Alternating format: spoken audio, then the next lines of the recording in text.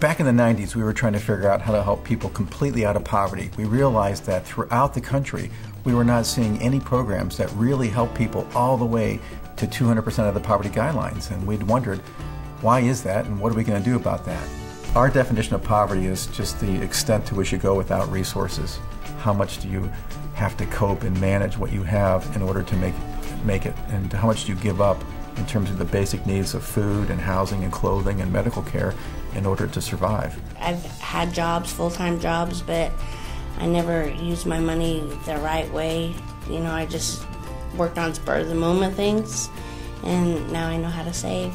And so when families are functioning in this tyranny of the moment, they can't think as clearly, they can't think long-term, and we just see this vicious cycle kick in. When I came here, I didn't have a job, and one of the other Getting Ahead people, she told me about a job, so I went there the next day, and I got hired that same day.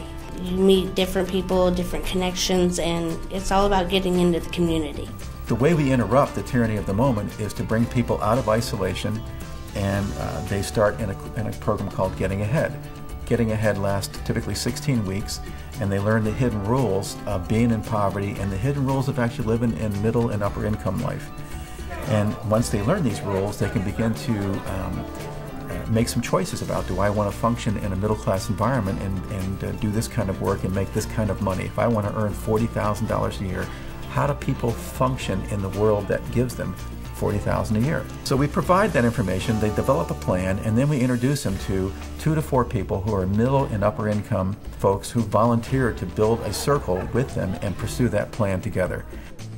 The allies just come beside them and give them encouragement, maybe a little bit of mentoring, but it's mostly just an intentional friendship.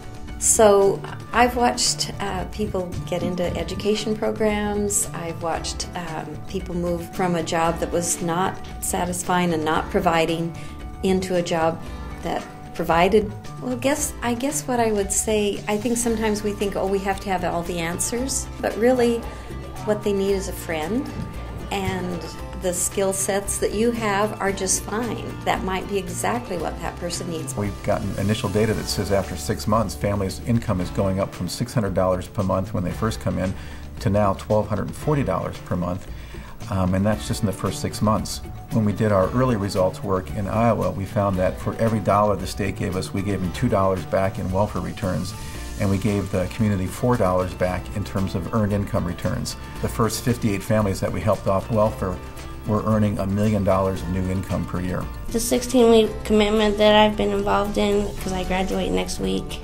it's been the most wonderful program that I've been involved in since I can remember.